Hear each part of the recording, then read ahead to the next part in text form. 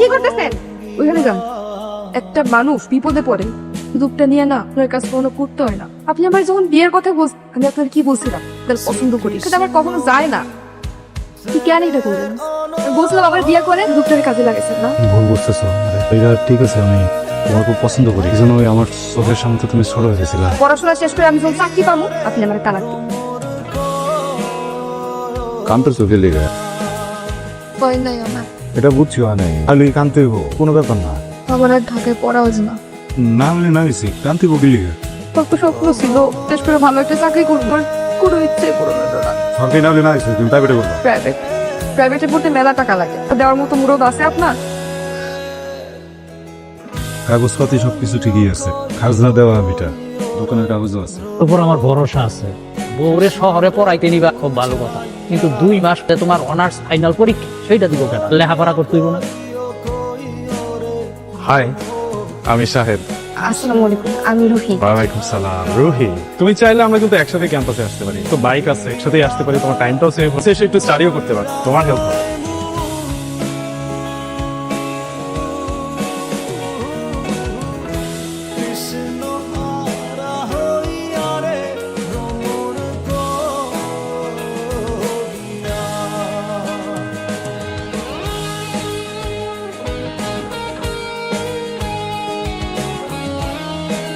আপনার আমি কইছি আমার ভার্সিটিতে আসবেন না, আপনি কেন আইছেন? আমি করে না সেমিস্টার ফি দিতে তো টাকা পয়সা আসলে আমাকে দিতে পারি নাই, বাহুবলে লাইছি। আছেন দেন পুরোটা আছে। এমন একটা মানুষের নুন আনতে পান্তাছে। এই কি অবস্থা রে? এটা কি ক্লাস যাবে না? তুই যা, আসতেছে। তুমি কি তোর রেডি? রিলেটিভ না, পরিচিত। আচ্ছা আমি যাই রে। হ্যাঁ, আপনাকে হাত মিলানো খুব দরকার ছিল, ক্লাসে আমি গেলাম।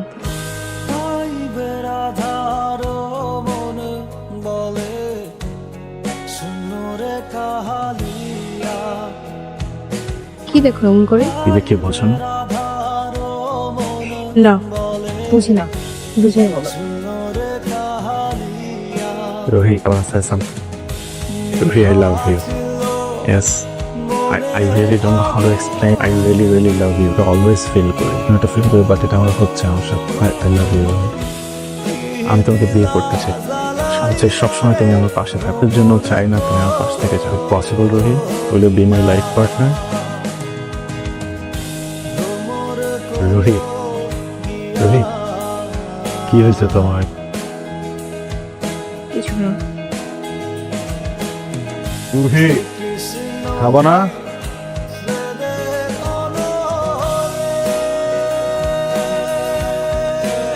শোনেন, আমি আপনার সাথে ভালো নাই। জানি। না আপনি জানেন না, আমি একজনকে ভালোবাসি, ওরে বিয়ে করতে চাই। ক্লাসমেট? তাহে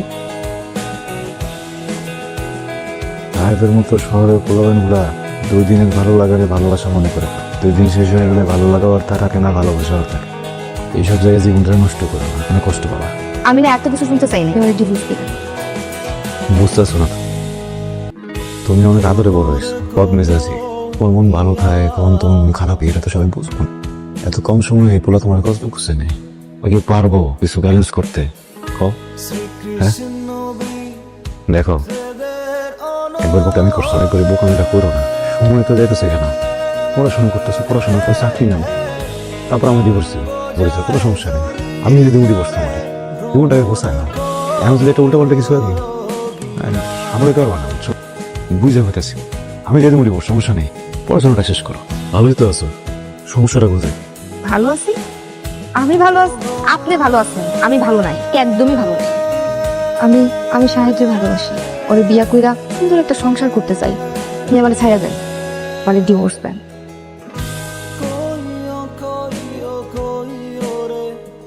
ডিভোর্স দিলে তুমি ভালো থাকবা? অবশ্যই ভালো থাকবো। ও না আপনার থেকেও বেশি আমার ভালোবাসে, প্যার করে, কে ঘুরি, আউটিংয়ে যায়, বাইরে খাইতে যাই, ছোট ছোট সব ইচ্ছা পূরণ করে। আমি তো জীবনে এমনই একটা মানুষ চাইছি, স্বপ্ন পূরণ করবো, যা চাবো সব কিছু আমার পায়ের কাছে আইনা দিব। কিন্তু আপনি সেটা কখনই পারবেন না। আপনি আমার ছাইড়া দেন। বিমা, সত্যি আপনার কিছু করতে হবে না, আমি সব পেপার রেডি করে রাখছি, শুধু একটা সাইন দিবেন। বসেন।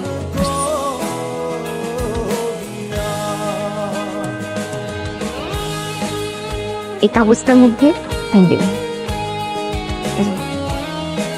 এই যে এখানে দেন।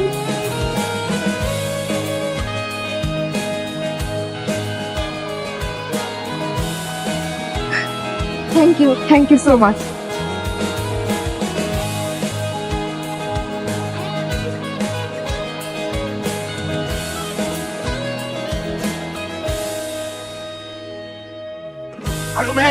তুমি তো লাভ দিয়ে মরেছো, কিন্তু তোমার বাবা মা ভাই ভালো কি হয়তো সারা জীবন তোমাকে মনে রাখে, তাদের কথা তুমি একবারও ভাববে? তোমার বাবা, তোমার মার ফোন নাম্বার দাও, আমি কল দেন, তোমার ফ্যামিলিকে জানাবো। ভাইয়া ফোন নাম্বার বলো। কেউ নাই। What? কেউ না? ঠিক আছে, তুমি এসো। আমি ওখান থেকে আসার পর তুমি আমাকে দিয়ে দিবা। একটা বছর হয়ে গেল, তুমি কোনো কথাই বলছো না।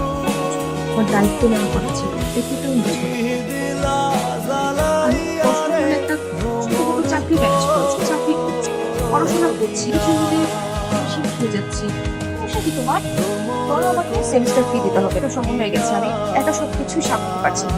তুমি আমার পড়াশোনার দায়িত্ব না হলে আমার এই শহরে থাকা খাওয়ার ব্যবস্থা করো। আমি একা পাচ্ছি না সাহায্য। টাকাটা করো শুধুমাত্র এইটা কারণে আমি বিশ্বাস করতে পারছি না, আসলে ভালোবেসে আমার সাথে আসলো সবকিছু দেখে আমি রিয়েলি কনফিউজ।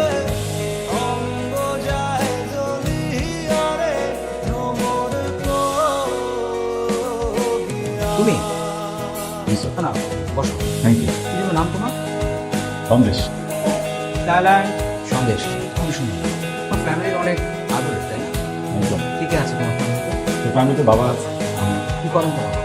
তুমি বিজনেস করো। গ্যাপ দিয়েছে, কমপ্লিট করে ফেলেছিলি, আমি সে সেকেন্ড ইয়ারে ভর্তি হলে স্যার ভালো কেটে তুমি সম্ভব সব আমার আছে। তুমি চলে আসে আমার সব করে দাও। কারণ ওর ব্যাপারে কিন্তু ফ্যাকাল্টি হেড থেকে পেশেন্ট মেনশন আছে, হয় ওকে প্রোভাইড করবে। স্যার প্লিজ, স্যার একটা সুযোগ দিন স্যার, স্যার। বিষয়টা সেমিস্টার ফি নয়, কোনো সেমিস্টার ফি দিতে তাতে কোনো সমস্যা ছিল না। তুমি একটা পাখি বাজবে, তুমি লেখাপড়া করো, তুমি ক্লাস ফাঁকি দিয়ে এদিকে ওদিকে ঘুরে বেড়াও, তোমার ওয়েবার নিয়ে বসে আছো, তোমার ওয়েবার আগামী সেমিস্টার দিতে চাইছে। লেখাপড়াটা ঠিক মতো করো, এই ব্যাপারটাকে একটু ভালোভাবে ডিল করো। এবারের মতো তোমার সেমিস্টার ফি অনলাইন ক্লাস থেকে অ্যাডজাস্ট করা হয়েছে, ব্যাপারটা মাথায় রেখো। বাসায় এসে আমি বলতেছি ঝামেলা হয়ে যাবে বাবা। আচ্ছা, আমি কি পারমিশন তোমার কাছ থেকে নিব? তোমাকে আমি এতদিন বলি না, কিছু বলছো করতে পারো না। তোমার বাবার সাথে কথা বলো। আমি রুহি বাসে এসো না। বসো। বসতে আসিনি, একটু গুরুত্বপূর্ণ কথা ছিল। বলো। এক বছর যাবত বিয়ের কথা বলে ঘোরাচ্ছে, ইভেন 7 দিন যাবত ফোনে পাচ্ছি না। সাহেব। ওকে ভাববে সামান্য ডিভোর্স দিয়েছি, ওর থেকে আমি ঢাকা শহরে একা থাকি, চালাই। ও আবার সেমিস্টার ফি দিয়েছে, ওর কাছে আমি টাকার জন্য কখনো আসি বলে শুধু দিয়েছে আমাকে বিয়ে করতে। কেমন আছে? আচ্ছা, আপনি আগে যে কোম্পানিতে এখানে আপনার স্যালারি কেমন ছিল? 15,000 আমরা আপনাকে রোজ স্যালারি 15,000 দিচ্ছি, যাতায়াত খরচ মিলে আমি 5,000। কি বলছেন স্যার? ফুল টাইম জব করতে পারবো, টাইম করতে হবে। আমরা আপনাকে পার্ট টাইমের জন্য কি বলছেন স্যার? ঠিক হচ্ছে না, কি সমস্যা? দিলে ওনার বাবার মালিক, আমরা যাকে নিয়ে করার পড়াশোনা করতে পারি। স্যার সব কিছু ওকে আছে, এখন আপনি যদি ভালো আমি শুরু করি। Thank you. সন্দেহ, আমি তোমাকে এখানে দেখে খুব খুশি হয়েছি। আসলে পরিশ্রম মানুষকে কতটা সতর্ক তোমাকে দেখলে বোঝা যায়। কি নাম আপনার? রুহি, ঠিক আপনি শুনুন। সিমন সাহেব, এবং আমাদের একটা রেস্টুরেন্ট বিজনেস আছে, মাইনার থাকাটা ইম্পর্টেন্ট। আপনি প্লিজ নেক্সট টাইম দেখুন। সরি, আপনার টাইম হচ্ছে না। স্যার কি বলেন? আমার সবকিছু ওকে আছে। কিন্তু আমি কিন্তু আপনাকে একটু আগে আরেকটা কথা বলছি, এমডি সাহেব যদি আপনাকে শিওর না করে আপনাকে শিওর করতে পারবো না। অনেক প্রবলেমে আছে, আমার জবটা খুব দরকার। আপনি কি করে ভুল করেছি? সাথে কিছুটা ভুল করেছে, কি যেভাবে কথা বলে কথা বলে। Sir I am sorry sir, অন্য কারোর সাথে আপনাকে মিলিয়ে ফেলেছি। আমি এটা কখনো করবো না। জবটা খুব দরকার স্যার, মিস্টার ফি সব কিছু পাই, হয়তো এই জবটা না পেলে জীবনটাই ফেলে যাবে স্যার। আপনি যা করতে বলবেন আমি তাই করবো sir, please sir. Sir sir please Rohit, তোর চাকরি হয়ে গেছে।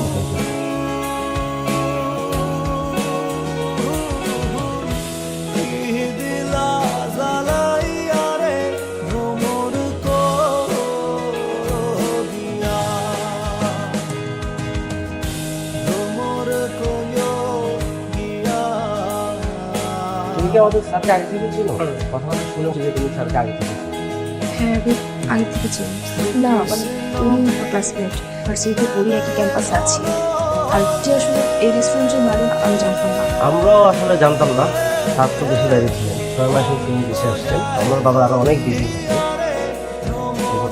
অফিসের সবার স্যালারিজ গুলো আর আদার কস্টগুলো সব বাদ দিয়ে 27 লক্ষ টাকা মতো খরচ হয়েছে।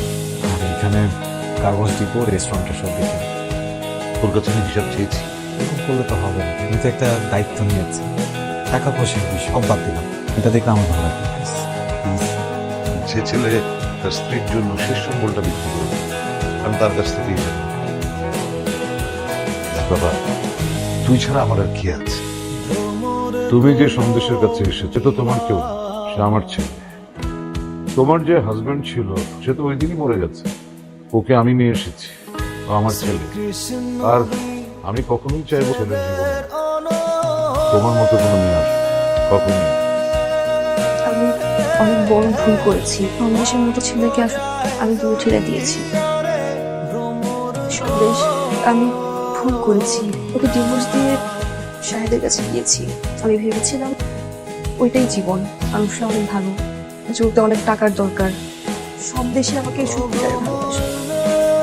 আমি জানি আমি এই কথাগুলো বলার কোনো যোগ্যতা রাখি না, কোনো মুখ নেই তোমার সামনে এসে দাঁড়াবো। আমি নিরুপায়। শেষবারের মতো একটা সুযোগ দেওয়া যায়। রবি, মনে হয় তোমার এখন যাও, তুমি এখান থেকে যাও। আমি জানি তুমি পয়সা জিনিস আর কোনদিন নিজের চেহারা কামড়ে দেখো।